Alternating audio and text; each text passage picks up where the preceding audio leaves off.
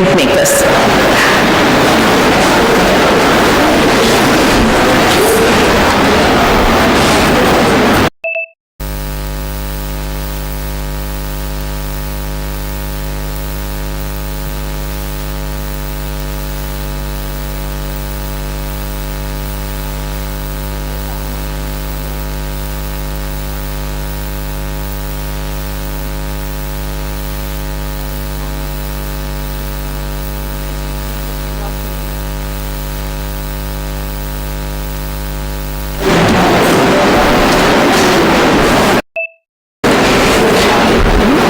Good afternoon. This session it is under the Professor R. Shankari endowment. Professor R. Shankari, an assistant professor of Sanskrit at SDNB Vaishnav College for Women since 1968. She was committed to studying Advaita in depth and chose to do her doctoral thesis in this field. She was doing her PhD under Professor Dr. V. Nathan of Sanskrit Department, University of Madras on Tatvanusandhanam. Unfortunately, she passed away in 1979 before completing her PhD. She left behind her years of research and study in the form of manuscripts, which was later handed over to the Kuppuswamy Shastri Research Institute. The KSRI later published the book Tatvanusandhanam under her endowment. This endowment has been instituted by late Dr. A. Shivsailam, Chairman Amalgamations Group, in her memory. Under this endowment, we have been conducting annual lectures, especially on Advaita Vedanta, for more than 2 decades. I now invite the speaker, Dr. Sita Sundaram ma'am, to deliver her lecture on Varga Prakriti. Before she begins, this is the book published by KSRI, written by Dr. Sita Sundaram ma'am. This is her PhD thesis, which was then published. It's available for sale in our institute. So anybody interested, you can contact. Another book, The History of Ancient Indian Mathematics, it's already been given with the registration kit. That was also written by her. This is the other book.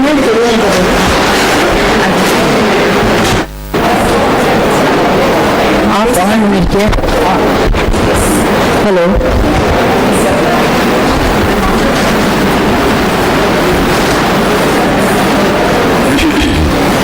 I'm going to talk on indeterminate equation of the second degree.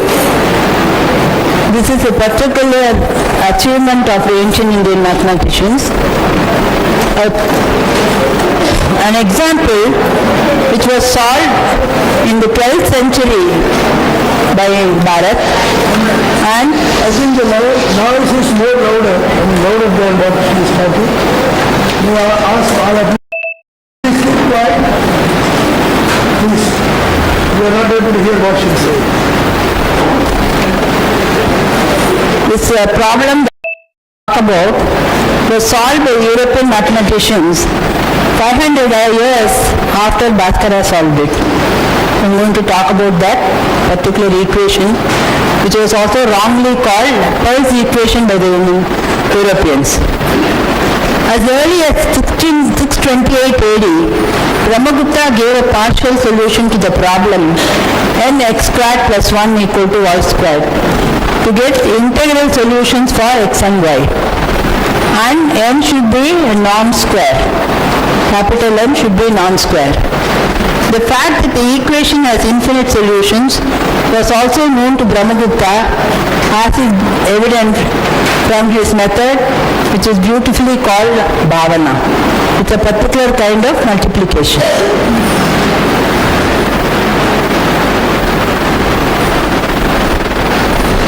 The motivation for solving such problems probably to find approximation of sets.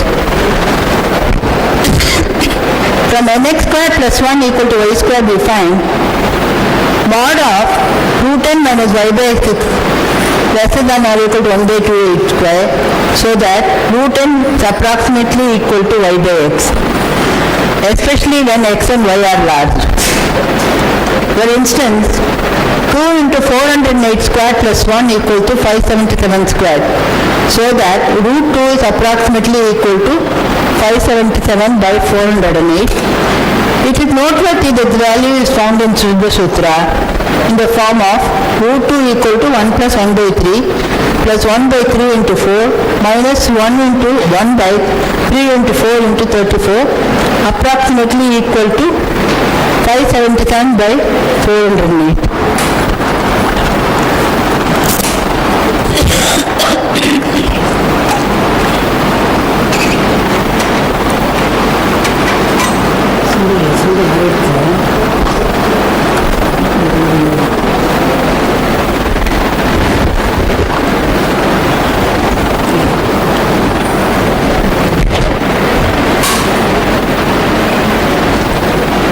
Now, we go to Brahmagupta solution. The fundamental step in Brahmagupta's method, where n is a non-square integer, is to consider two auxiliary equations, nx squared plus ki, where k is k1 and k2. K being chosen from x ki equals plus or minus 1, plus or minus 2 or plus or minus 4. So, Brahmagupta solution could be found only if k was equal to any of these 6 numbers. If it is anything other than that, then Brahmagupta did not solve it at this time. It was solved later by Bhaskara.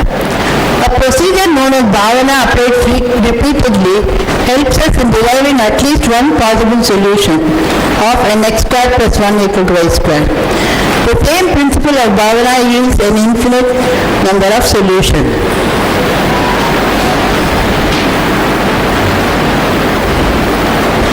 So let the general equation be nx1 squared plus k1 equal to y1 squared, nx2 squared plus k2 is equal to y2 squared. By Bhavana, this is an actual method. Then by cross and direct multiplication, the new roots are. You set the equation like this, and then x is equal to x1 into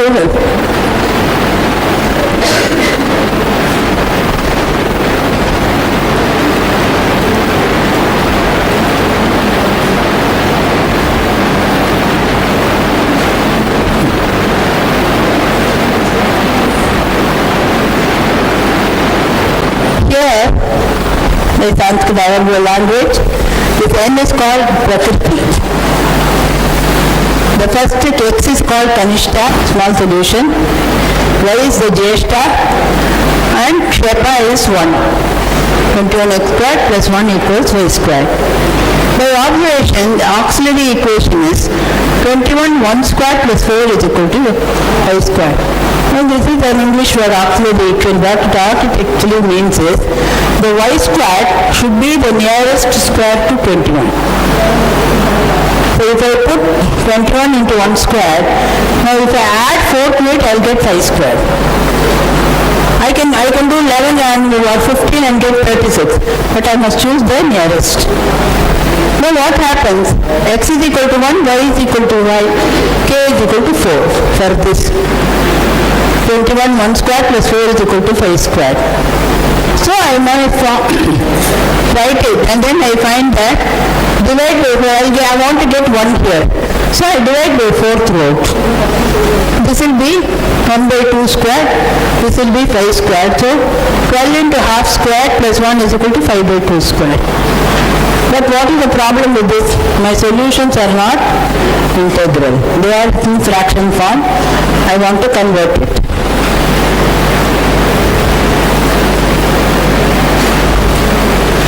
So I am going to do the method of Bhavana. Prakriti, my Kanishta, my Jeshta. I am going to use, I have found only once, I am going to use Tulya Bhavana. I have to repeat the x and y. Again, the next x will be half into 5 by 2 plus half into 5 by 2, which is 5 by 2. And y1 is equal to 21 into half, and x will be, y will be equal to 21 into half plus 5 by 2 into 5 by 2, which is 33 by 2. Still the roots are not integral. So I can do Bhavana again. Bhavana is infinite. I can do Bhavana again. Prakriti is 21. For solution I am going to take from here 5 by 2, 23 by 2. And the next equation is the old equation, half and 5 by 2. Now the next second solution will be for x is 5 by 2 into 5 by 2 plus half into 23 by 2. That is cross measurement. It is also called in Sanskrit Vajrabhyasa. The Abhyasa means multiplication. It's called Vajrabhyasa. So the first solution for x is 12 and for y it is 55 and for k we finally landed at 1.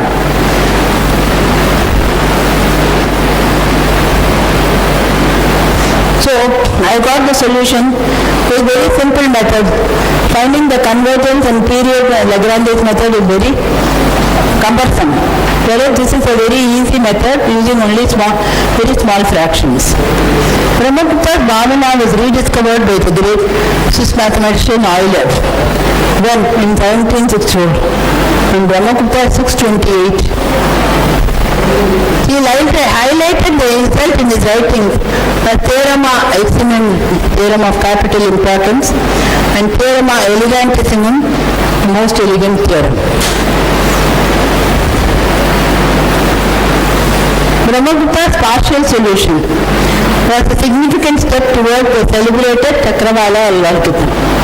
This Chakravala is what I am going to talk to you about. This is formulated and explained very detailed manner by Bhaskara in his Bijaganitam. This was in 12th century. By 16th century, the Europeans had not even found a solution. Lagrange found in the 17th century. Remarkable success was achieved by Bhaskara when he developed a simple method to derive first to derive the auxiliary equation and then to proceed with it. This will also have a Kuttaka equation and then a solution and then Kuttaka equation. So because of the reiterative nature, it is called the Chakravala. Empirically formed to a simple value of the Kshepa. So this method is the famous Chakravala cyclic method, so named after iterative character.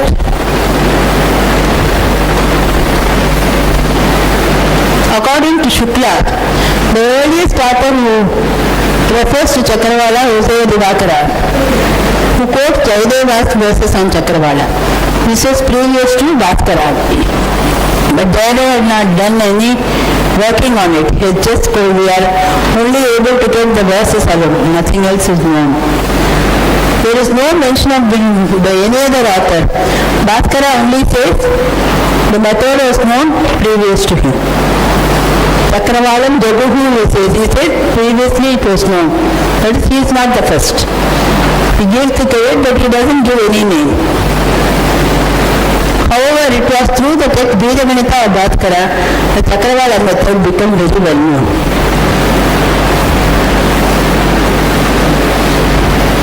Bhaskara Chakravala is based on the following lemma. If NaAx squared plus k is equal to b squared, it's an auxiliary equation where a, b and k are integers, k being negative or positive, then n into am plus b by k squared plus m squared minus n by k equals bm plus na by k whole squared, where m is any arbitrary whole number. The rationale for this, how do you get this? Is simply the following. Consider the equation. Let the first equation be na squared plus b equals k equals b squared, and the second one, which is attributed to Sripati, n1 squared plus m squared minus n equals m squared. Let's equate the two sides. Now this will be x, this will be y, and this will be k. Isn't it? N x squared plus something equal to y squared. So here m is equal to y, 1 is equal to kx, and m squared minus n equals k. Using Brahmagupta's Lavana, we have Brahmagupta Lavanabadi, n into, find the value of, this will be n into x1 plus x2, and xy will be equal to, y will be equal to n into x1 plus x2. I'll show you this as an example. am plus b whole square plus k into m squared minus n plus na plus nb whole square. Dividing by k square, you have this. N into am plus b by k whole square plus m squared minus n by k equals na plus nb by k whole square. Now m can be so chosen. Now there is a condition for m such that a and b plus k is an integer. It has to be first an integer. It has to be the least integer because m can be chosen arbitrarily.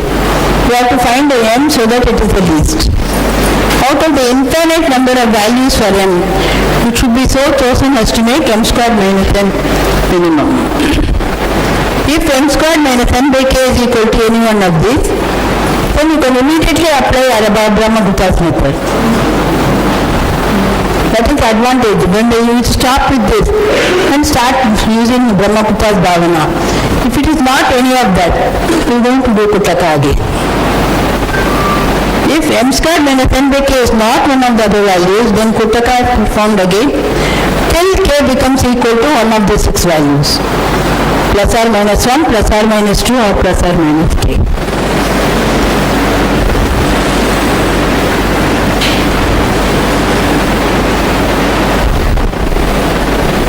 Now Krishna Devignas, one of the commentators of Bhaskara's Bija Ganita, his Bija Pallava book they showed you.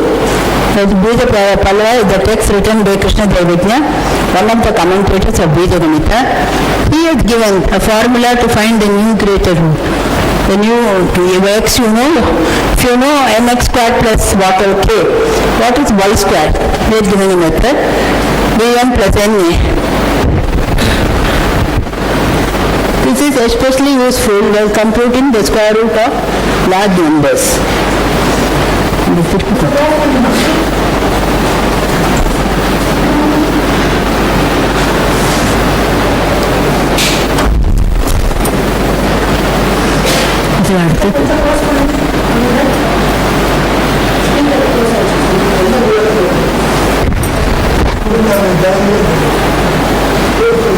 Now the example I have given in my text, 58x squared plus 1 equal to y squared. Now for auxiliary equation, we have to have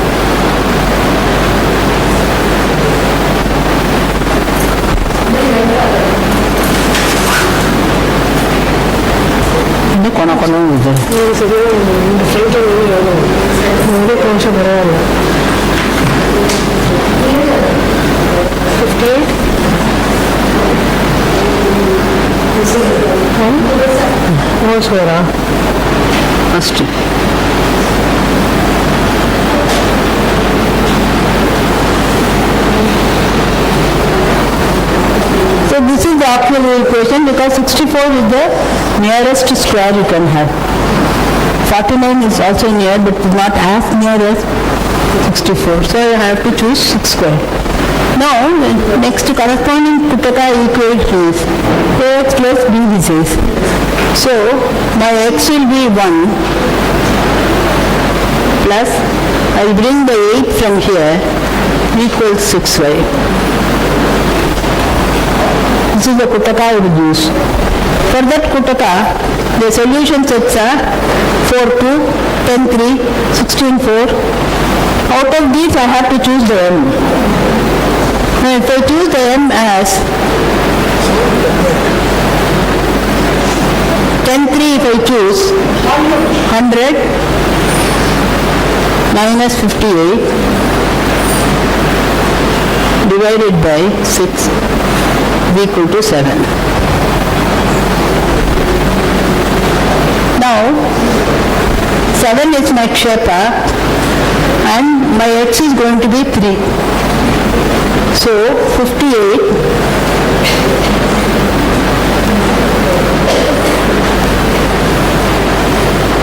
what is this equal to? You can find out. You can find out 58 into 9 plus 7. So that will be 23 squared. Now I have to go to see it still is not plus or minus 1 or plus or minus 2 or plus or minus 4. 6. So I have to go back to Kuttaka again.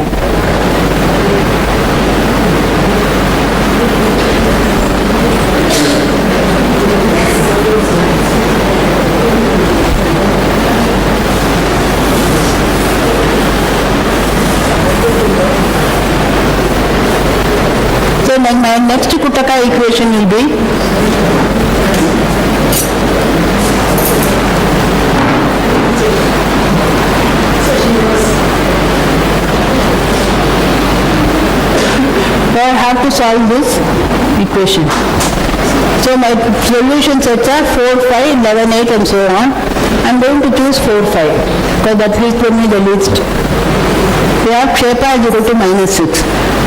Next, so after choosing 4, 5 if I choose, then 4 will be my x.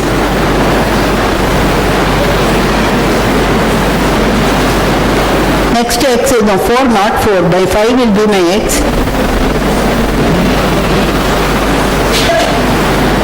So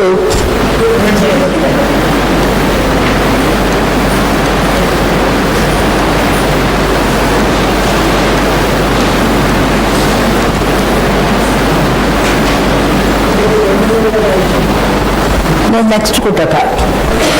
Now I have to choose my Kutaka again.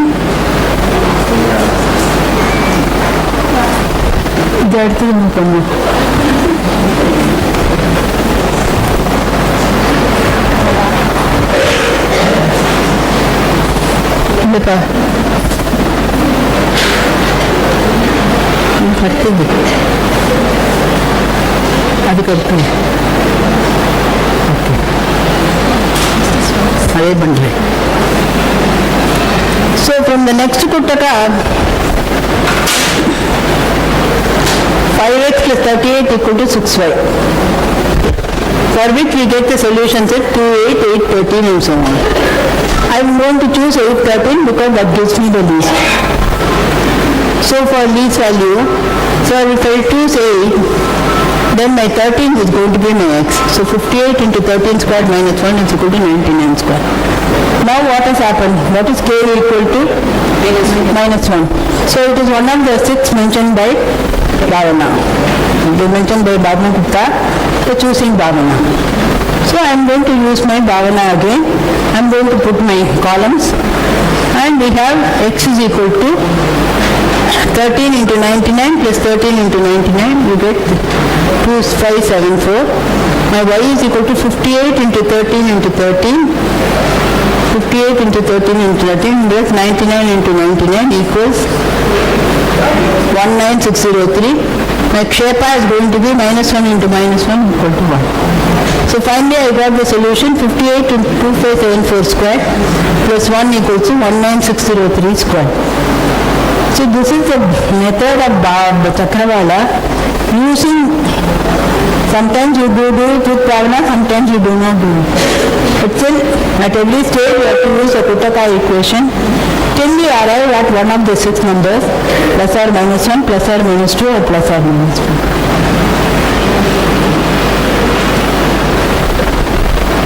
The equation taken is 58 x squared minus 1 plus 1 equal to y squared.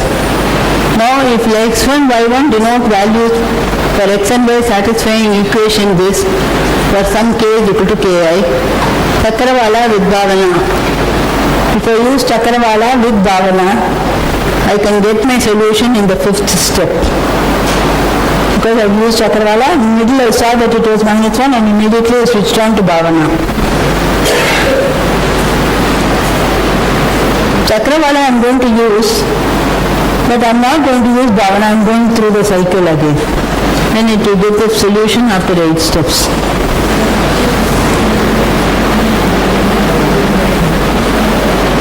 This is the European method with your convergence. All these are convergence. You get your answer in the 13th step. That is the greatness of the Chakravala method, shortest number of steps. Number of steps vary problem to problem or? Of course. Depends on problem to problem. Selenius is an expert on Chakravala. On Chakravala he says, Chakravala represents the shortest possible continued fraction algorithm with a minimum number of cycles. Naturally, use of Bhavana affects shortening of the calculation. Chakravala always produces the least possible solution. From there on, all solutions. With or without use of Bhavana, the least solution is obtained. Also, Chakravala ingeniously avoids large numbers in the calculation. Mostly it will be in the last Tulya Bhavana from big number into big number.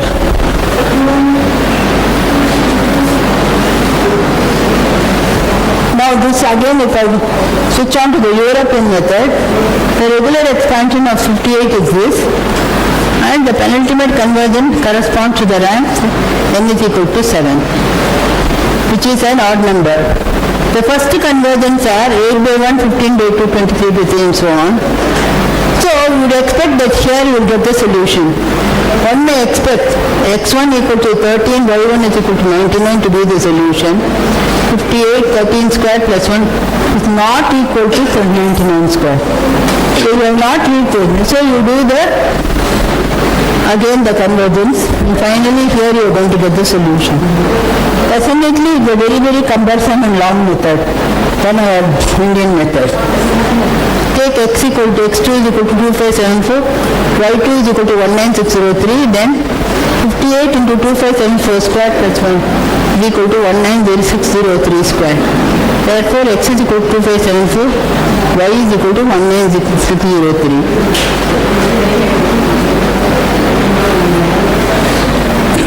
This is only an interesting part of the problem. In 1657, Bhaskara had solved it in 7th century. The famous French mathematician Fermat is one great man for posing problems to other people, but never solving it himself. Sent a public challenge to his friend Bernard Fenical de Bessy, and then on to Brownker and Wallis in England to solve the equation 61x squared plus 1 equals y squared in integers. Flutter, this challenge. We await the solutions which England or Belgium and Celtic Gauls cannot give them. He means Broker and Wallis and all these people. Narbonian Gaul will, he is a Narbonian Gaul. So I am going to solve it if you people cannot. He never solved it. 500 later Euler solved it. But remarkably, the very same equation in 1732, renowned mathematician Euler gave a complete solution. Remarkably, the very same equation had been dealt with and solved by Bhaskara by the famous Chakravala method more than 5 centuries earlier. And look at the solution. Bhaskara gave the solution x is equal to 9 digits. 226153980 and y is equal to 176319049. Andre Will, a modern mathematician, says, what would have been Fermat's astonishment if some fakir from India had come and told him, oh, your method has already been solved in our country.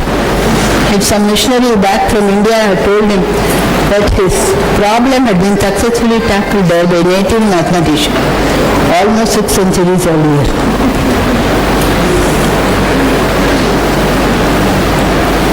In the 18th century, Euler gave Brahmagupta's lemma and its proof. So many years later. He gave the basis for the continued fraction approach to solve the above equation, which was put in a polished form later by Lagrange. The other major contribution of Euler was to wrongly call it a Pell's equation when Mr. Pell had nothing to do with the equation. He was a math teacher, I think. It's about all we could say about him. He never solved the Pell's equation. It is today also it is called, we call it Varga Prakriti, they call it Pell's equation. Wallis has reported as due to Brownker were in fact the work of Pell. Lagrange published his additions to Euler's Elements of Algebra in 1771, and this contains his rigorous version of Euler's continued fraction approach to Pell's equation.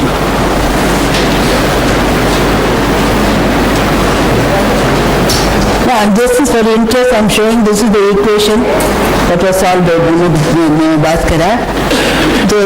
It's used for Chakravala method. It is not solved here, not solved here. Again, it is not an integral solution. So, it's used Bhavana in different ways. This is not Samasa Bhavana, not Tulya Bhavana. Here finally he reached -1. So to make the additive +1, we resort to Bhavana again. So only in the last step some big numbers are there. Here you have to get 9-digit number and a 10-digit number. So this is x. That is y. So you get 61 into that big number square plus 1 equal to y square. Bhaskara also dealt with the negative of this when you negative is Kshepa. Nx squared minus 1 equal to y squared. He says when Kshepa is negative unity, the solution of the problem is impossible unless the Prakriti is the sum of the squares of two rational numbers. So let the equation be nx squared minus 1 equal to y squared. So nx squared is equal to y squared plus 1. Then dividing by x squared, n is equal to, now x squared disappears, n is equal to y by x whole square plus 1 by x whole square.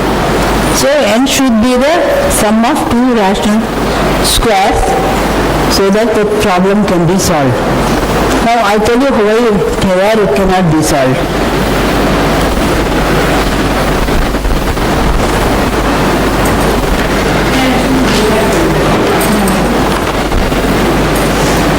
இது பெருசா இருக்கு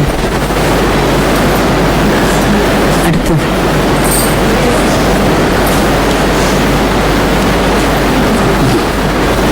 it's not clear whether the European mathematicians who later developed the so-called Pell's equation were aware of the above. According to a well-known result relating to convergence, yn squared minus xn squared is equal to minus 1 to the power n, where n is the period of the continued fraction. For case 1 when n is equal to even, now this will be minus 1 to the power n becomes correct. This means that x is equal to x power n, y is equal to y power n is the particular solution for nx squared plus 1 equals y squared. Case 2 when n is odd, what happened? Now here, like you saw in the numerical problem, it is not solved here, we have to move to the next period. The 21x square I showed you, did not get the problem solution in the first period, you have to go to the next period. So that is what he says. This shows that particular solutions for this Pell's equation can always be found, but particular solutions for nx squared minus 1 equals y squared can be found only when the period of the continued fraction for it is odd. Not all equations of this type can be solved.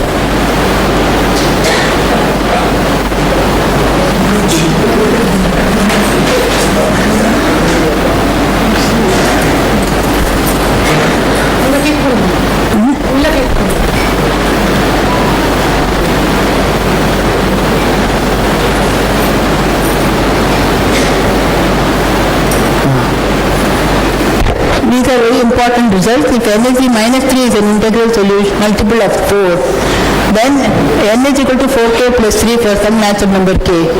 The equation nx squared minus 1 equals y squared has no solution. Result 2. If n is a prime number of the form 4k plus 1, then the equation nx squared minus 1 equals to y squared always has solution. Result 2 is closely connected with a famous theorem stated by Fermat in 1640 and proved by Euler in 1754.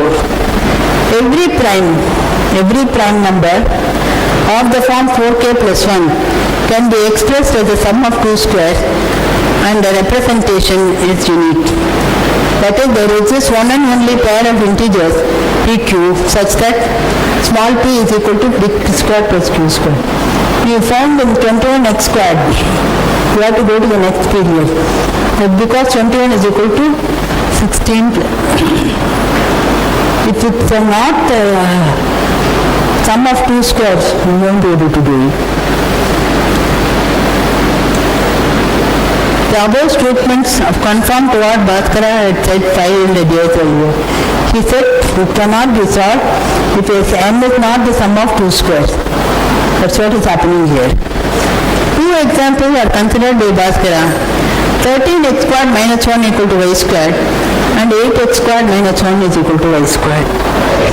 Now for the first one, 13 is the sum of two squares, 9 and 4. So you can solve it and the answer comes to 13 5 squared minus 1 equal to 18 squared. Now you take the second example, what happens? 8x squared minus 1 equal to y squared. 8 is also a sum of two squares, 4 plus 4. But it's not p squared plus q squared. It's p squared plus p squared. So you are not getting a solution. I tried this many times, this is my paper, in the thesis. You always get only fraction solution. You never get integral solution. How can that be? So I had to prove that this form of equation has no solution. It is the sum of two squares, okay, but it is not two different numbers. They are the same numbers. It's 2 squared plus 2 squared.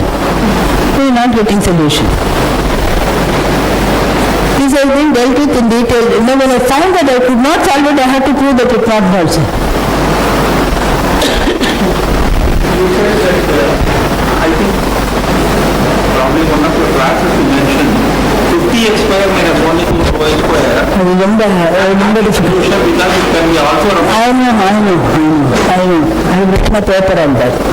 What he is saying is, if you have 50x squared plus 1 equal to y square, it has a solution. It has a solution, but it is, why? Because it is 5 squared plus 5 squared is one way of writing it. 9 squared plus 1 squared is also one way. 9 squared plus 1. 7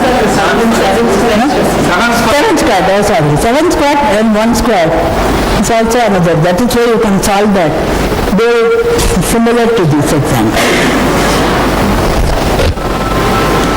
I came across that when I was trying to write a paper on why this cannot be solved. I came across this 50.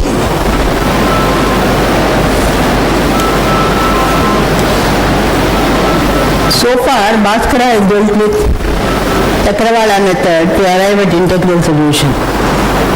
Bhaskara's Chakravala method is foolproof. Sooner or later you are going to arrive at it. Only if you make some mistakes in the Kuttaka or you have not chosen M wrongly, you have chosen M wrongly, not the least, you will find that it is not arriving at a solution. Otherwise, Chakravala always leads to a solution. These are explained by Krishna Devajna in detail. So 4 kinds of equations are taken up by Krishna Devajna, the commentator. Because Bhaskara doesn't elaborate on them, Krishna Devajna elaborates on them.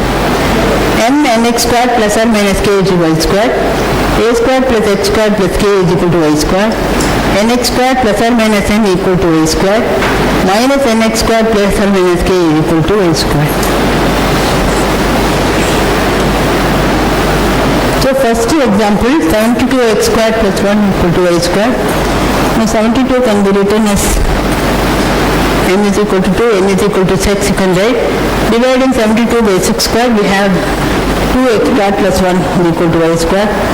This share, you can see it and we can get solution for that. Then you go to 72, 1 by 3 squared plus 1.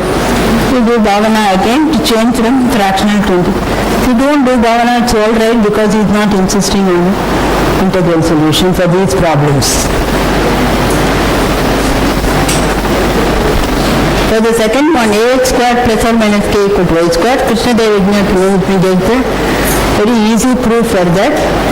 Let the equation be a squared x squared plus k is equal to y squared. Assume m to be a minus x, where m is any arbitrary number.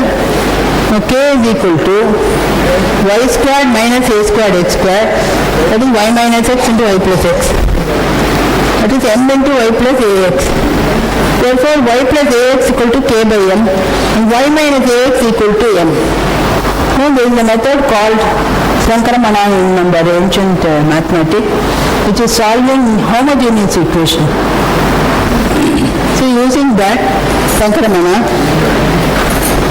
you get y is equal to half into k by m plus m and x equal to k by m minus m into 1 by 2a. These two solutions you can get. This is for solution for 9x squared plus 52 equals y squared. No longer 1 or 2 or 3. It is only k has become now 52.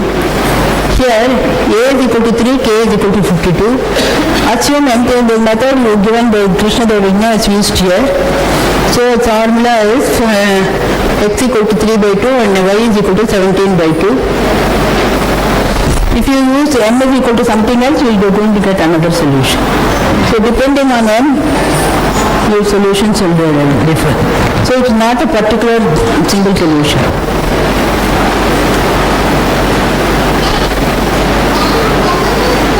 x squared plus or minus 30 equals y squared. If you have minus 13x squared minus 13 equal to y squared, x is equal to 1, y is equal to 0. Also, since 13 is equal to 3 squared plus 2 squared, that method also you can use. We did with 13x squared minus 1 equal to y squared earlier. You can use that. And x would be equal to half and 3 or y is equal to 3 by 2 or equal to 1 by 3 and y is equal to. Using Bhavana you can have, and finally arrived at only partial fraction solution. But if you want integral solution, you can go again. No, not yet got it, so you will go on infinitely. Minus nx squared plus k is equal to y squared. Minus 5x squared plus 21 is equal to y squared. When you put x equal to 1, then f minus 5 into 1 square plus 21 is equal to 16, 4 square character. If you put x equal to 2, something else. Therefore, this is also a solution, so 2, 1. Thus we have many solutions. See, these words Kanishta and Jyeshta for smaller root and bigger root, it's more like a convention. Here, for example, in the above example, one of the solution x equal to 2, y is equal to 1. Where x is greater than 1. Still it is called Kanishta and y is called Jyeshta. But not very strictly you cannot do the translation.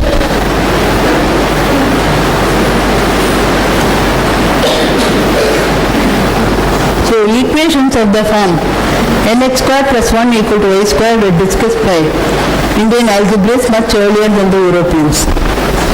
Selenius aptly puts it, the Chakravarti method represents a best approximation algorithm of minimal length that, owing to several minimization properties with minimal effort and avoiding large numbers, always automatically produces the least solutions and thereby the whole set of solutions.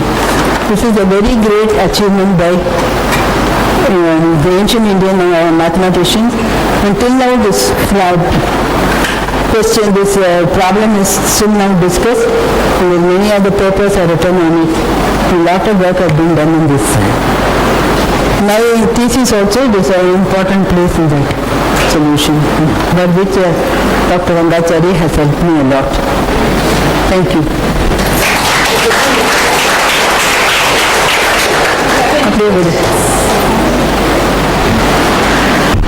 Anybody having questions?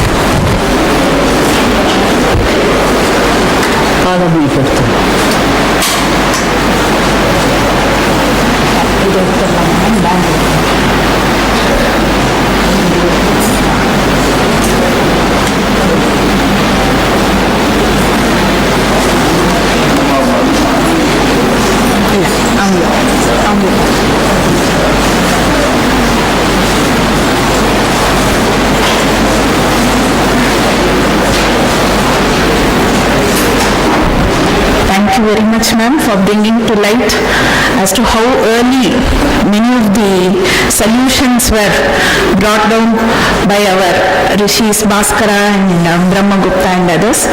Thank you. I would request our former director, Dr. V. Kameshwari ji, to honor our resource person. Ma'am.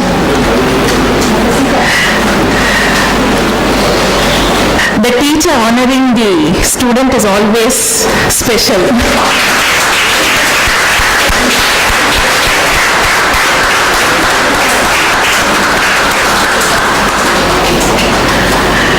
Thank you very much, ma'am.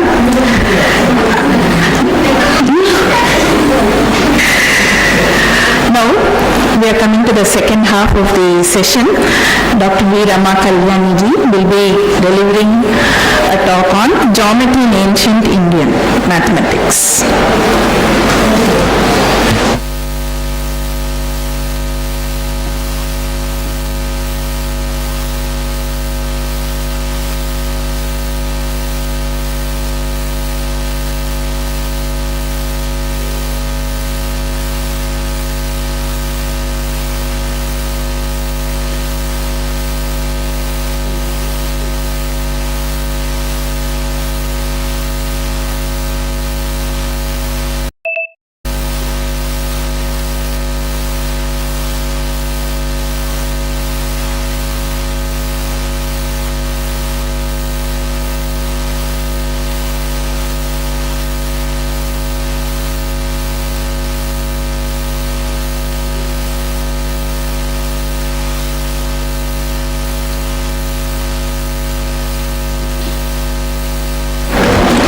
மறைக்காம இருக்கணும்.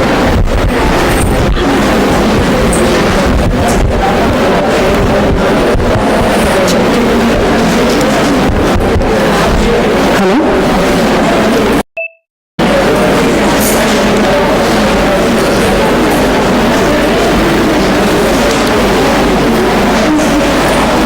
ஸ்ரீ குருபியோ நமः. நமஸ்தே. शारदा शारदाम्बोज वदना वदनाम्बुजे सर्वदा सर्वदा अस्माकं सनदं सनदं कुर्यात्. After some abstract algebra, we come to lively geometry because it's in front of our eyes. Geometry is termed as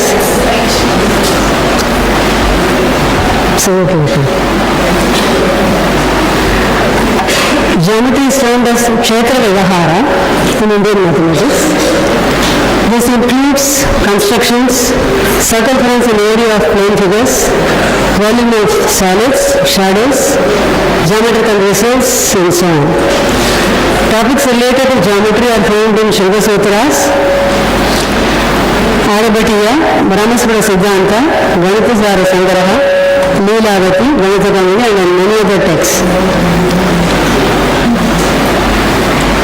Ganesha Devagya in his commentary Buddhavilasini and Leelavati says, Kshetram Nena Samabhumihi. Kshetram actually means it's a plane surface or a field. That is attributed to any plane figure in geometry like a triangle, quadrilateral, etc. तस्य व्यवहारः कर्णलम्बफलादिभिरेता निर्णयः. So karna is a diagonal for the quadrilateral and also hypotenuse for a right triangle. Lambda is altitude, phala is area, etc. So when determining all this consists of the vyavahara of kshetra.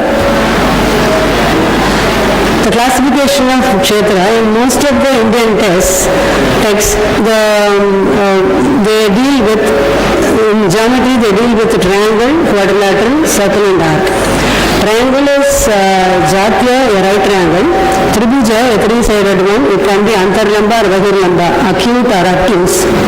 Samakarna of equal diagonals, which consists of square, rectangle, isosceles trapezium and so on. Vishamakarna means having different diagonals, that is rhombus, parallelogram, any quadrilateral or any trapezium and so on. And the other topic is circle and arc. Shubha Sutras are the oldest geometrical treatises available in geometry. This has been developed for the construction and transformation of Vedic altars of various shapes. These are ascribed to Baudhavana, Apastamba, Katyayana, Manava and 8 more seers. Most of the construction that we do today and more than that are described in Shiva Sutras. Construction of fire altars in the form of triangles, quadrilaterals, etc. and also transformation of one figure into other figure are given in Shiva Sutras. For example, I give one construction here, constructing a square which has equal area to the sum of areas of other two squares. Now here, A, B, C, D and C, G, H, I are two given squares. The rule says you place them side by side and mark a point on the side of the bigger square which is equal to the side of the smaller square. So mark point E on the side BC which is equal to CG. Now BE equal to CG and complete this rectangle and the diagonal AE of this rectangle forms the side of a square whose area is sum of the areas of these two squares. So AE square, this one, just to show you how it is equal. Now, these are the two squares, ABCD and CGHA, and this is the newly constructed square, AKHE. Now, when you take this sum of these two squares, this consists of this common part, ABIHE, plus this triangle ABE, plus this triangle EGH. This square consists of the same common part ADIHE and this square ADK with triangle ADK and the triangle EGC. So now here we can see this triangle and this triangle congruent and this triangle congruent. Therefore, the sum of these three equal to sum of these three. Therefore, the sum of the two given square equal to the area of the constructed square. In fact, we can see that in a right triangle, if the hypotenuse and a side is equal to the hypotenuse inside a other, they are all congruent. In all four triangles, that is true. That's why this construction comes true. And for the beginner students, you can show like this. You can construct it and you can see this triangle is congruent to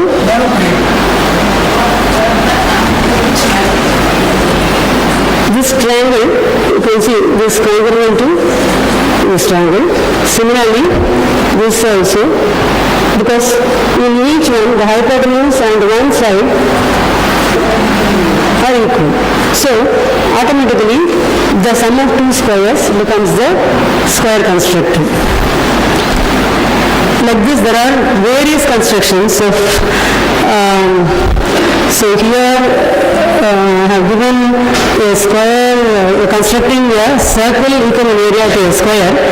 We will come back to this if there is time. And there are a lot of other constructions, dividing a line, circle, triangle into equal parts, drawing a line at right angles to another line, constructing a square, rectangle, trapezium, parallelogram, constructing a square equivalent to given triangles, two given pentagons, given rectangle, rhombus, isosceles triangle, and also constructing a rectangle equivalent to a trapezium, constructing a rhombus equivalent to a square or a rectangle, constructing a triangle equivalent to a square, constructing a circle equivalent to a square and vice versa. So, and also values in the form of Kurman, Shenachiti, etc. So, this is a modern construction where sacrifice is performed. And in the ancient days, this is called Kurumachiti in the form of tortoise, and this is a chiti in the form of octagon, this is square one, this is called Shena Chiti in the form of an eagle or vulture. So this is an excavated one, this is a recent construction. And even today, whatever fire altars they constructed in whatever form, that can be constructed because in the Shilpa Sutras, for every construction, they have given the measurements and the size of the bricks, exactly how many needed, etc. See, for example, for this Shenachiti, the measurements of the bricks are given like this. In the Astronomy, even the measurements will be root 15, root 21, etc. They were able to do constructions even with irrational numbers. And moreover, all these constructions are done with Shilpa, means a thread. thread or a rope. With the help of a thread or a rope and a nail, all the constructions were done. And this is an explanation of a Shemachiti from Purala, Uttarakhand, which belongs to 1st century. It is dated around 1st century BCE. And after this comes a Jaina text, 3rd century BCE, Jyotisha Karanda, Surya Prabhuti, etc. They give a lot of mathematical results. For example, I give only a result on circles. While C is the count, A the arc, H the height of the segment, and B the diameter. So these results are given. The circumference, the height of the segment, and arc and the segments are given. See, some formula are here, approximate formula.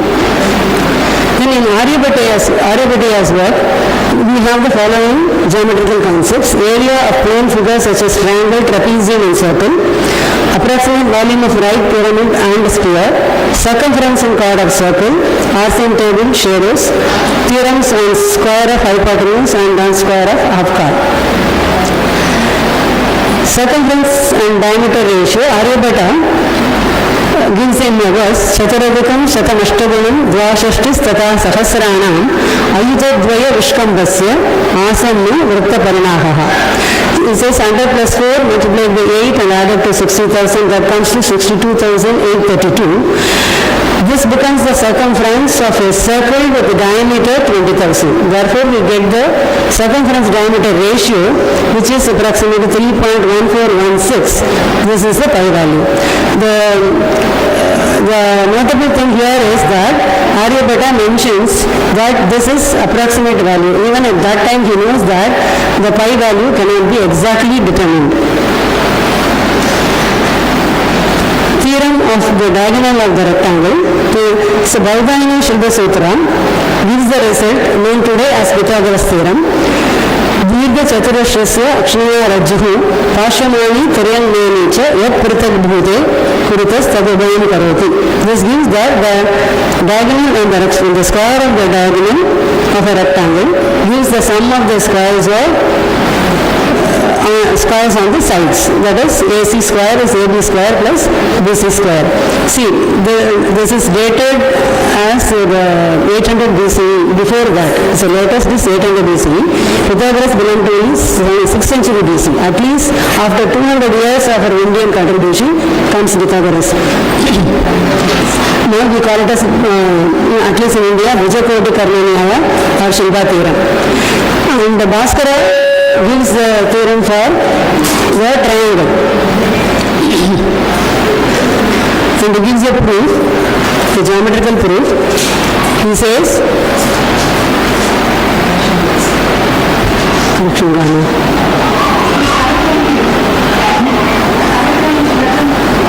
it's coming. You take one right triangle and take 4 congruent triangles and arrange them in such a way that the hypotenuse becomes the side of the square, and you juxtapose them like that, you form a square. Now, in the center there is another small square formed. Which side is x minus y? The side of the smaller square inside is x minus y. Therefore, the area of this smaller square is x minus y whole square. Now, the area of this square consists of sum of 4 triangles area plus this area. So, this comes to be each triangle is half xy. Therefore, 4 into half xy plus the middle square is x minus y whole square. This comes to be BC square is x square plus y square. BC is the side of the bigger square, and that happens to be the hypotenuse of the right triangle. So, hypotenuse square is sum of the squares of other 2 sides. It is the proof of our Shilpa theorem. There are a lot of interesting examples for this Shilpa theorem in many textbooks. This is examples from Leelavati. In this, there is a tree which is 100 cubit length, and there is the well which is 200 cubit away from this. And two monkeys sat on this. One comes along the tree and goes along the base to reach the wapi, the well. The other one jumps a little and comes back to the well along the hypotenuse. The question is, you have to find out the height of the jump.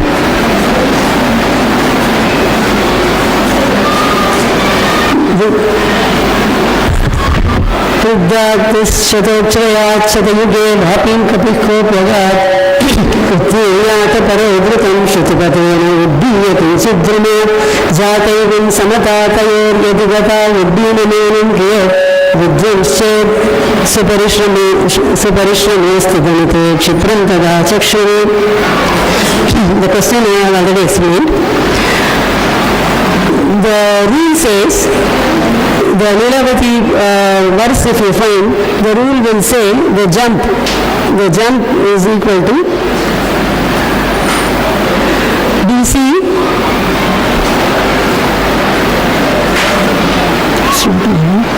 see this DC equal to 3 into ground divided by 2 into 3 plus ground.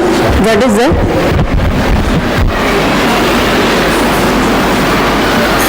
that is the rule given. So how it is 3 into ground, etc., that we can be doing by having the two equations. One based on the Shilpa theorem, the other one that is given in the problem. That is, the one is you have the distance moved by the monkeys the same. Therefore, CA plus AB equal to CD plus DB, one equation. The other equation is DB square equal to AB square plus AC plus DC whole square. So, using these two equations, we can arrive at the result AC into AB divided by 2 into AC plus AB. See, there is complaint that Indian mathematicians just give rules just by some intuition or something. They don't know the proofs. How can an author give such a result without knowing how he has arrived at it? So the problem is, all texts are written in palm leaves. They can't write every step, everything in palm leaf. They teach the methods or the proofs or explanation to the students orally, and only the final results or the final example they record it in the textbook. So the students who come in the student-teacher parampara, Guru Shishya parampara, they give the proofs for what is given by the earlier masters. The Bhaskara has written as 1150 AD. His commentators who come 3-4 centuries later, they gave the Upapatis or Indian proofs for the problem given by Bhaskara. We can say even our Ramanujan worked in the same way. He has in his two books only the results and not the proofs or explanations. Proofs or explanations. But probably he would have heard his explanations or proofs in the papers he has collected from the shipyard. But he could record only the results in his own books. Probably if he had lived longer and if he had students, in those who come in the student line, they would have given the proofs for Ramanujan, what he thought and what he wrote. Okay? He has worked in the same way as our ancient Indian mathematicians. So this is the proof given by the commentators, taking the two equations and arriving at the same result, 2 into ground by 2 into 3 plus ground. And Akshetra is a main field, that is which cannot form a field. In schools we teach that sum of two sides of a triangle should be greater than the third side. So, which is not forming. Previous slide you want?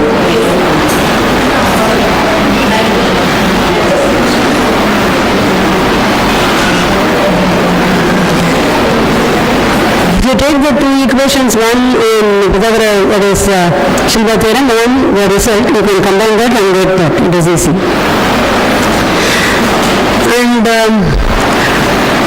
so the commentator says, Ganesha says that you take sticks which are equally measured to the sides of the figure, and taking here a triangle with three sides. If two sides, sum of two sides is less than the third side, it doesn't form a kshetra. And if also if they are equal to the third side, then also a triangle cannot be formed. And in the time that sum of two sides is greater than the third side, then a triangle is formed. We used to do this kind of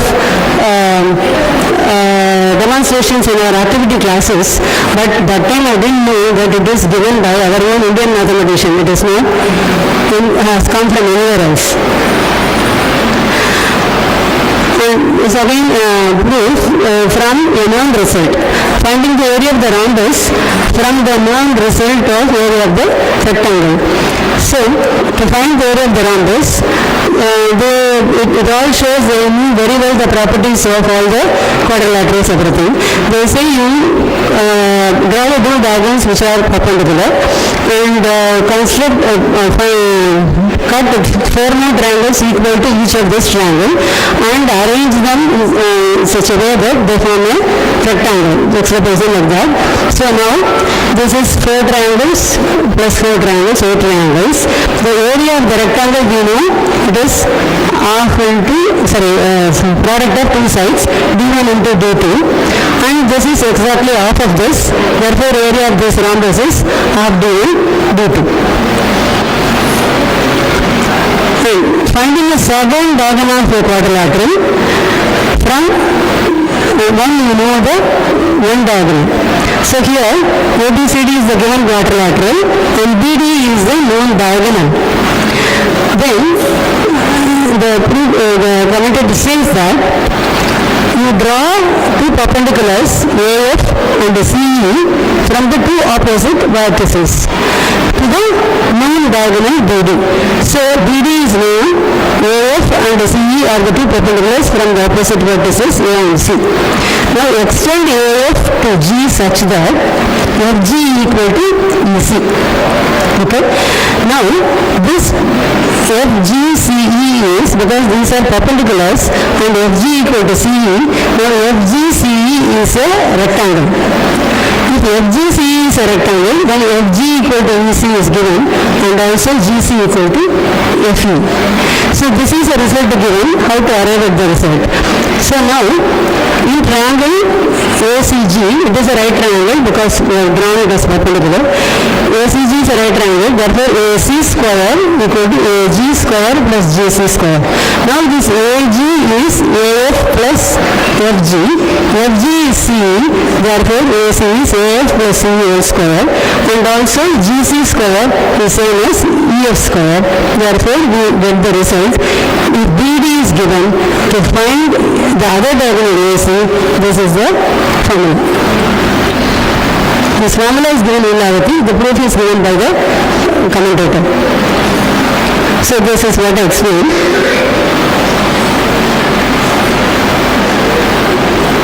The area सर्वदेव ऋतुदलं चतुस्थितं बाहुबल वरहितं च तद्वदात् मूलमस्फुटफलं चतुर्भुजे स्पष्टमेव मुदितं त्रिबाहुके. So this formula you would have come across. We call it as Heron's formula, but it is given by Brahmagupta and also by Bhaskara. This is called Heron's formula nowadays, but it is given in 628 AD itself by Brahmagupta, and this is again repeated by Bhaskara. This area of the quadrilateral is given, but it is not the area of any quadrilateral. It is only the area of cyclic quadrilateral. In India, the mathematics is developed for practical purposes. Whatever they needed practically, for that only they do the calculations, a formula, everything. And for practical purposes, they had only cyclic quadrilateral belief in those days. And therefore, if they say quadrilateral, they meant cyclic quadrilateral. Without mentioning it is cyclic, they say it is area of the quadrilateral. And also, the formula for the length of the diagonal is given when the four sides are known. This is the AC, the diagonal is if AB, CD are the sides of the quadrilateral, then X is root of AD plus BC into AC plus BD divided by AB plus AD, square root of that. And also, the other diagonal is given. In an introduction to history of mathematics says about the above result as most remarkable in Hindu geometry and solitary in its excellence. The above formula was rediscovered in Europe only 1,000 years later by Willis Well about 1619 AD. The area of the circle, surface area and volume of a sphere. All these formulae are given in one simple verse by Bhaskara. वृत्तक्षेत्रे परिधिगुणित व्यासपादः फलं यत् क्षुण्णं वेदैरुपरिपरितः कन्दुकस्यैव जालं गोलस्यैवं तदपि च फलं पृष्ठजं व्यासनिघ्नं षड्भिर्भक्तं भवति नियतं गोलगर्भ्यगणाख्यम्. See, Vritta is a circle, Vrittakshetra is a circular field, Paridhi circumference, Vyasa diameter, Pada is 1/4. So 1/4 of the diameter multiplied by the circumference. That is the area of the circle. When we put d as 2c, 2r, etc., it simplifies to pi r square. Then surface area of the sphere. Here one interesting thing is he explains how what is the circumference of the sphere. He says Kandukasyeva jalam. If you cover Kanduka ball by a net, what area it will cover? That is the surface area. So Kandukasyeva jalam, he says. If you cover, nowadays we have seen an apple covered by a net-like thing. So that is the surface area to students to understand. He says Kandukasyeva jalam. So that is Chunam Veda Rupari. Veda stands for 4 in Bhuta Sankhya. So if this area of the circle is multiplied by 4, that gives the Pushtajam Palam. That is the surface area. Then that is multiplied by Vyasa and multiplied by diameter and divided by 6. You get the volume of the sphere. So the proofs are given for this. It's a demonstration. You cut a circle. This is again given in several books. In Ganesh Chaturthi gives it, and also it is there in the Kriya Karmakari, another commentary, and in some other book also. Ganitha Mithakutika also it is there. All this almost belong to 15th, 16th century. So a circle is cut into 2 halves. Each is cut into equal sectors, and the first half is arranged like this, second half is arranged, and you see that this length is half the diameter radius, and each length is half the circumference. This is half the circumference, and when you put them together, it becomes a rectangle. Now, this is the area of the rectangle, that is same as the area of the circle. So, area of the rectangle, you know that length into breadth, that is half the circumference into half the diameter, that is also the area of the circle. Now, to find the surface area of a sphere, and you take a circular cloth whose diameter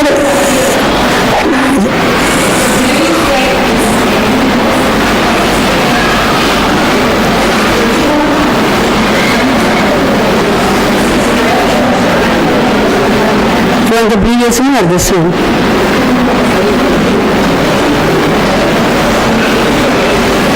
Okay.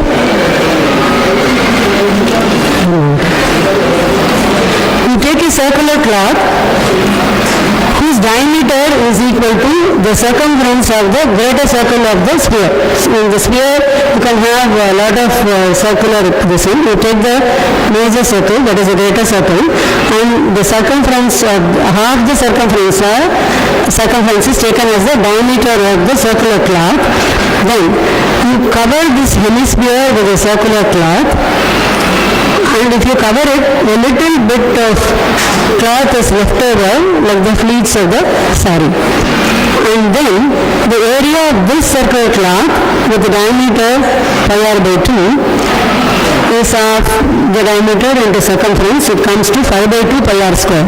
Because a little bit of cloth is left over, that is equal to half pi r square, and subtracting this we get the area of the hemisphere alone is, surface area of the hemisphere alone is 2 pi r square, the area of the sphere is 4 pi r square.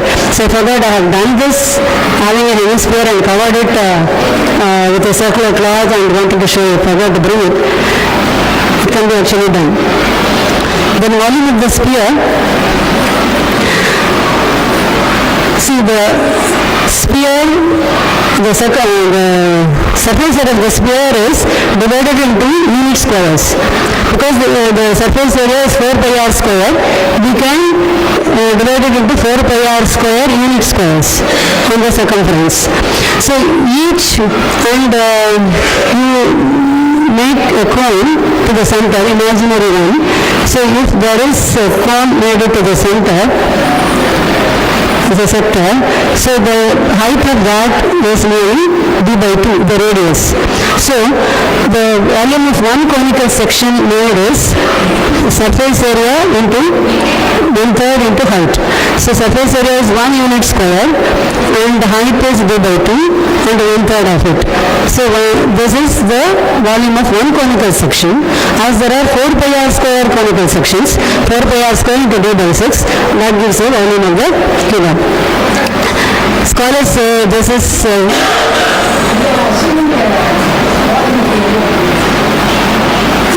that formula is also given. For Sushi Kshetra, it is 1/3 of the height into base. That is given in Leelavati itself in another verse. So that they are using here. And even this they say because small units are taken and combined, there are rudiments of calculus in this. And Uttibhasha of Jeshtadeva derives the expressions for the formula for volume of the sphere, etc. with the help of the methods of calculus, which were rediscovered in Europe later by Newton and Leibniz in 1761 or so. So at least 150 years after that. The derivation of volume, so let R be the radius of the sphere and C the circumference of the great circle. So area of that circle is half into circumference into radius. Suppose we divide the circle into thin slices of circles. Okay. So this is suppose the jth circle.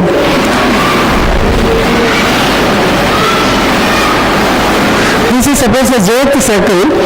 Its radius is bj, and it is actually a half chord.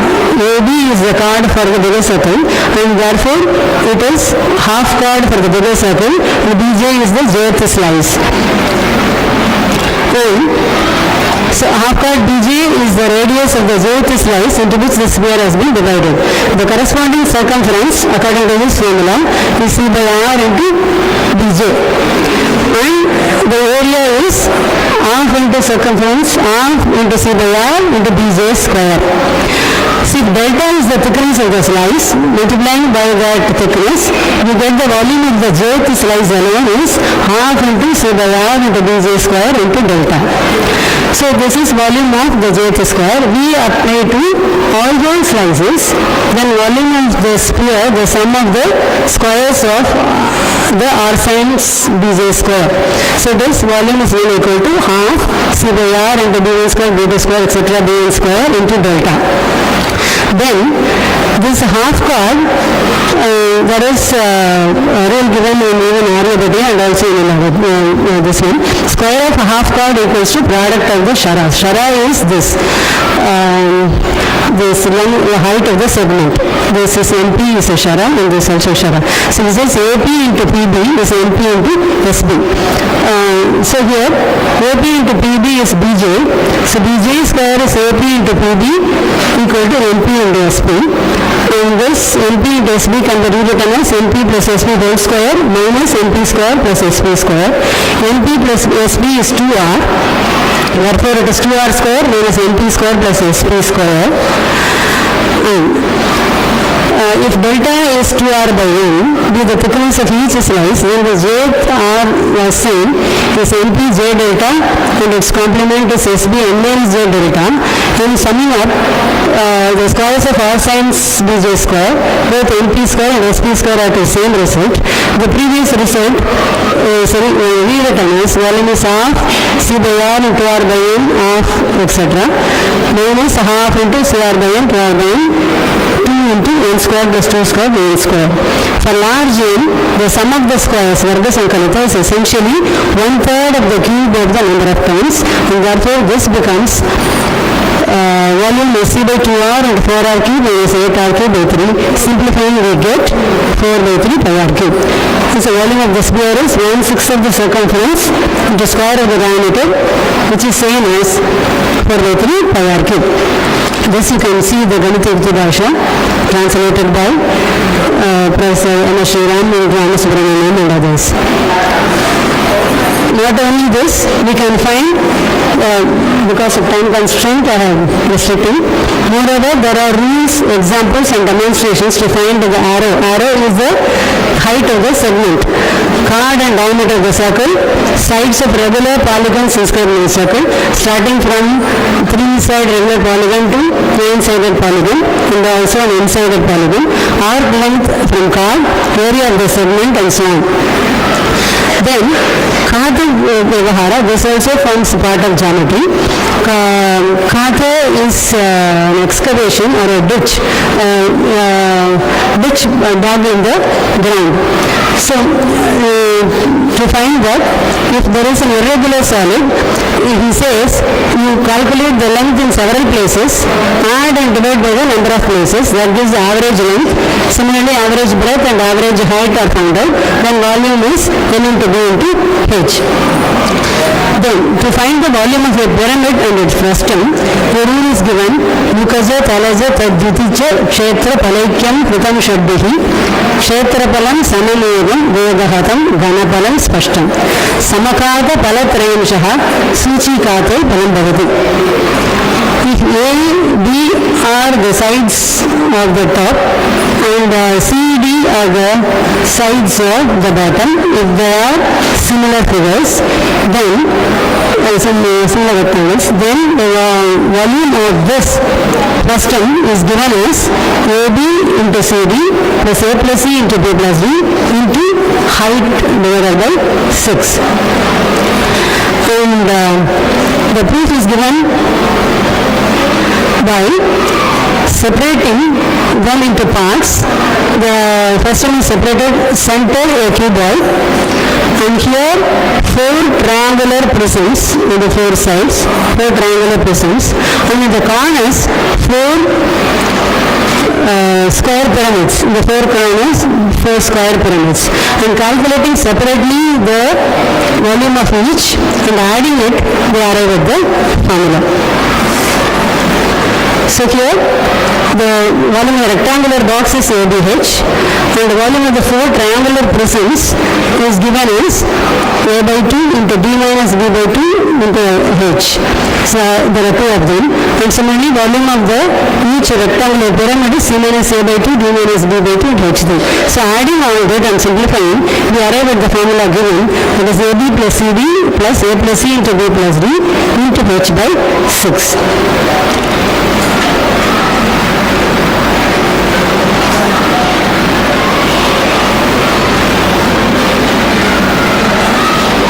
And shadows in naming. Shanku is called a gnomon or a pole. Usually it is taken as 12 inches side, and Pradeepa is a lamp post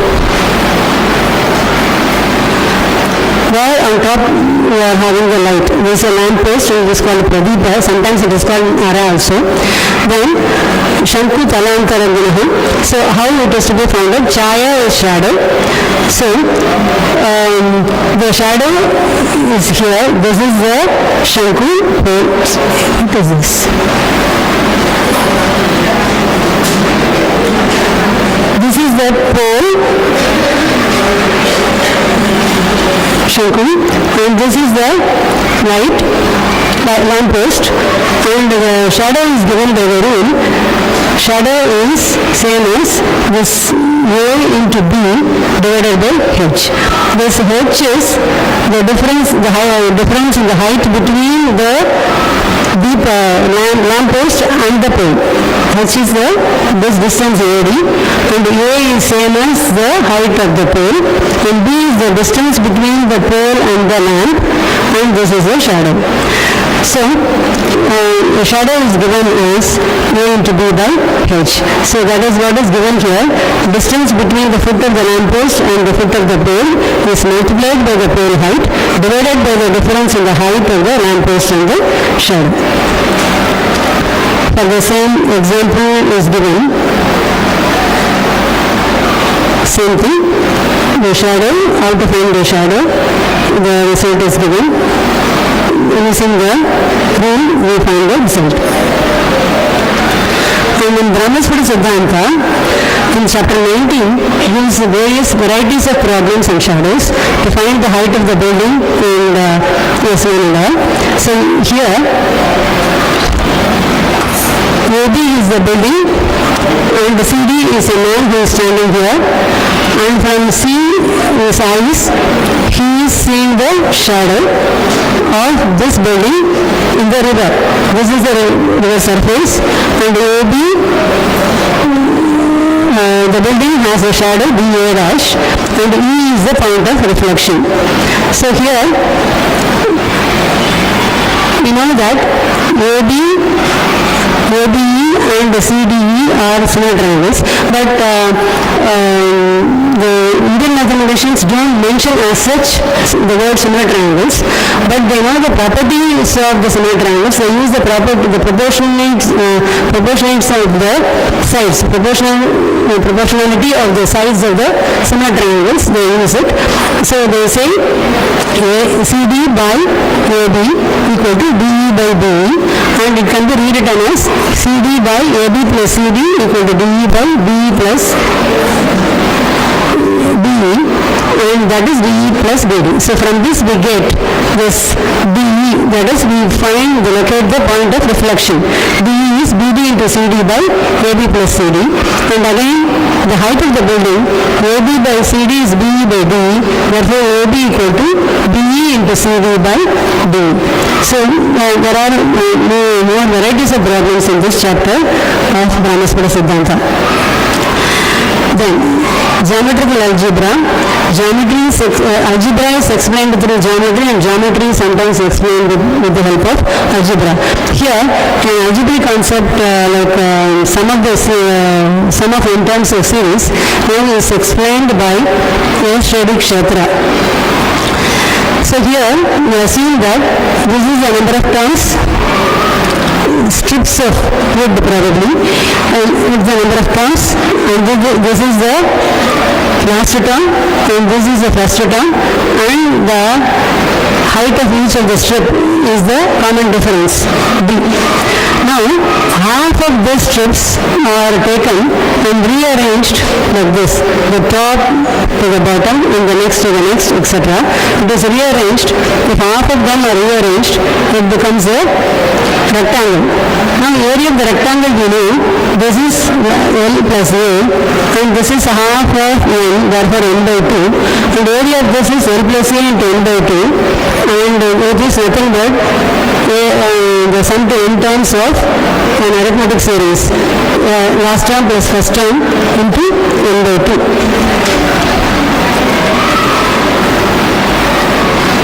Still, most of the Indians do not know that a vast ancient scientific literature, including books on mathematics, science, etc., exist in India. The purpose of this workshop is to make the youngsters know about the greatness of the mathematicians and mathematics that existed in India centuries ago, while the other countrymen did not even know how to calculate. To boost up the self-confidence when they think that if their ancestors could excel the rest of the world, they also can, and to initiate them into new areas of research. There are some problems given. You can take a snap for this and you can work it yourself.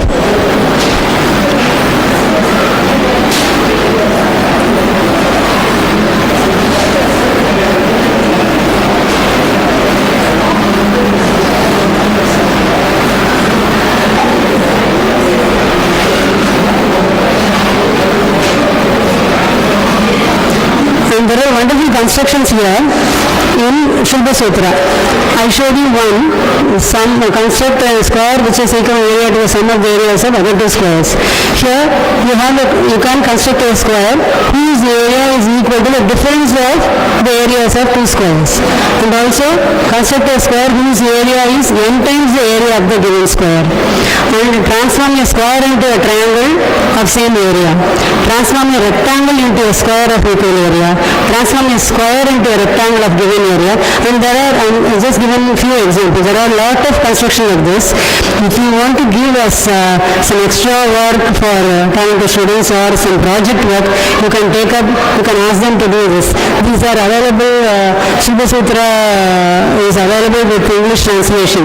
All the four, Apastambha, Katyayana, Dojayana and Manu Shilpa Sutras, all four of them are translated and available with explanations. This can be done by the students. This can be, these are constructions which are not exactly done in the school. This can be extra work for the interested students. This other one, I mentioned you that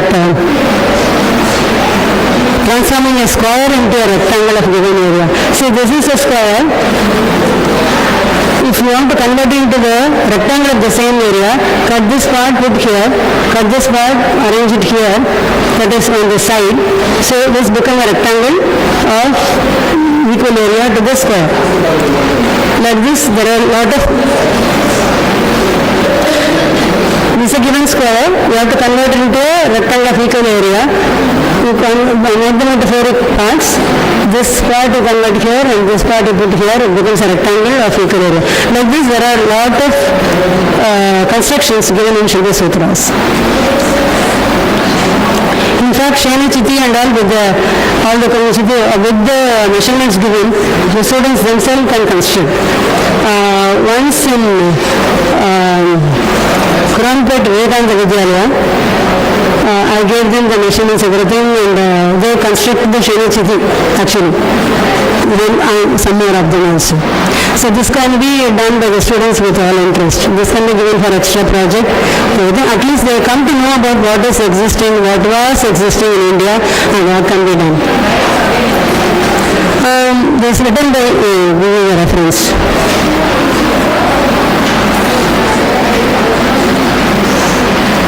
So the last one, 15th one, the Shilpa Sutras by S.N. Sen and A.K. Bal. This is available with English translation, Indian National Science Academy, New Delhi. And if you want to know about overall work done by the Indian mathematicians in Indian textbooks, there is an English book written by Datta and Singh, History of Hindu Mathematics, Volume 1 and 2, by Vibhushan Datta and Avdesh Narayan Singh. It is available in the shops also. If you read those two books, it gives an overall idea of what are all there in Indian mathematics, and you can choose your topic of interest. And also a book by Venugopal Heru. This is also in English, The History of Mathematics and Mathematicians of India.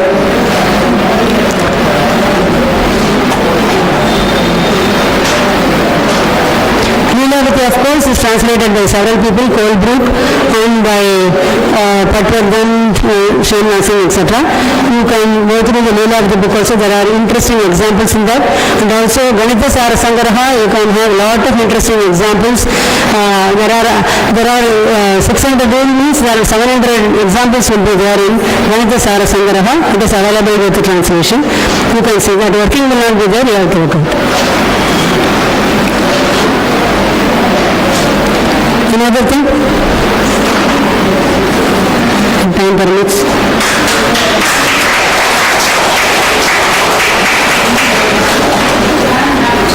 Yes? Which one? Oh, I said I'll come back to this afterwards. Okay, 1 minute.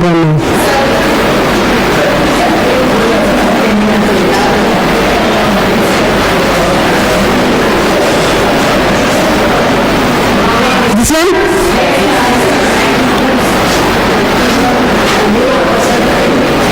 Square. Okay?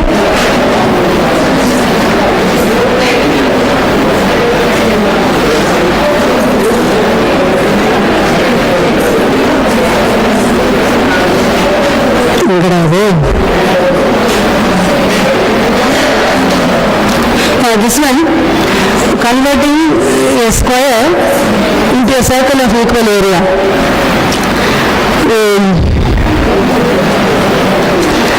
So converting a square into a circle of equal area is a little bit of challenge because it's one is a curved figure, other is a square figure, but they have found out methods for that also. So ABCD is a given square, and the Shiva Sutra says you construct the second circle of the given square. Okay, so this is the second circle, and you take the radius of the second circle, cut 1/5 of it. 1/5 of the radius you cut, and then with the 4/5 of the radius, if you draw the circle, that will be having the area equal to the square. Okay, so how is that? We'll see. That is now this OD is also radius of the second circle, and OH also radius of the second circle, and OD is that is half the diagonals in this square. Therefore, if this side is A, then this OH or OD is 4/5 of OD is 4/5 of S by 2 into root 2. S is the side of the square, then S by 2 into root 2 will be OD. OH. Then this OK, which is 4/5 of the radius, will be 4/5 of S by 2 into root 2, or 2 root 2 into S by 5. The construction pi r square is S square. That's what we say. It is, see, you cannot have exactly up to the decimal point. It's almost the same. It is really approximate value. So here, this construction pi r square is S square. Implied approximation found is this r of this triangle, this OK, is 2 into root 2 S by 5 whole square, not equal to side square, area of the square. So this approximates to the pi value 25 by 8, which is 3.125. The other one, this vice versa is there. The square is constructed equal in area to a circle. There also you get a pi value which is still more accurate. So like this, see, for the ancient years, even in nowadays when you do the temple Kumbhabhishekam, if you go before that, you can see lot of fire altars in different shapes. One is in pentagon, one is in circle, one is in half circle. And for the seers, each of them, for each deity, it will be of different shape, but all should be of equal area. So that made them work square equal area to circle, circle area to pentagon, pentagon area to square, etc. So while doing so, it involved a lot of calculations, and they derived a lot of formulae, lot of values, is pi value, root 2 value, and equations. All that came along with this Vedic constructions. So like this, mathematics evolved along with the Shiva Sutra for the religious and Vedic activities. Mathematics also evolved along with that. And moreover, for this performing sacrifice and all, they have to have exact auspicious time. To find auspicious time, they need to know the positions of the planets. To know the positions of the planets, they need astronomical calculation. For the astronomical calculation, again maths is needed. Like this, for the development of astronomy and development of the religious activities, mathematics also developed instantaneously. This is how they went hand in hand, and mathematics and astronomy developed together. If anything is made there, we'll find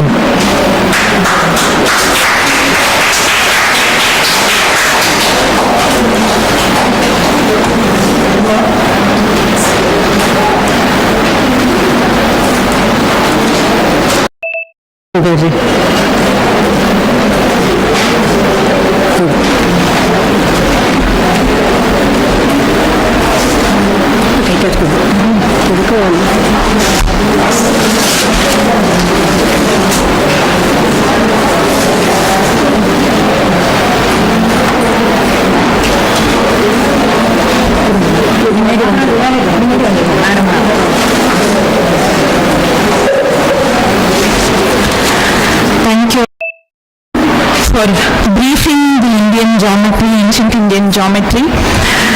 I now request our former director, Dr. V. Kameshwari Madam, to honor our resource person who is also a student.